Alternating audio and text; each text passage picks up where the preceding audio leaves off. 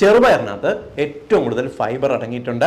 നമ്മൾ സാധാരണക്കാർക്ക് കഴിക്കാൻ പറ്റുന്ന പ്രോട്ടീൻ ഏറ്റവും ഉയർന്ന അളവിൽ അടങ്ങിയിട്ടുണ്ട്. നമുക്ക് ഏതൊരു പ്രായത്തിലാണെങ്കിലും ഇത് വളരെ പെട്ടെന്ന് നമ്മുടെ ശരീരത്തിൽ ദഹിച്ച് നമ്മുടെ ശരീരം വലിച്ചെടുക്കാനായിട്ട് സഹായിക്കും.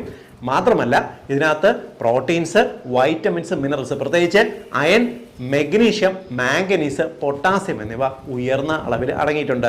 വൈറ്റമിൻ B6 അടങ്ങിയിട്ടുണ്ട്. മാത്രമല്ല ഇതിനകത്ത് അടങ്ങിയിട്ടുള്ള സോലുബിൾ ഫൈബേഴ്സ് നമ്മുടെ ശരീരത്തിന്, പ്രത്യേകിച്ച് നമ്മുടെ കുടലിന് ഒരു മികച്ച ഭക്ഷണമായിട്ട് വർക്ക് ചെയ്യുന്നു. നമുക്ക് നമ്മുടെ നാട്ടിൽ നിന്ന് നേരിടുന്ന ഏറ്റവും വലിയ പ്രശ്നങ്ങളിൽ ഒന്നാണ് പ്രമേഹവും ഉയർന്ന രക്തസമ്മർദ്ദവും.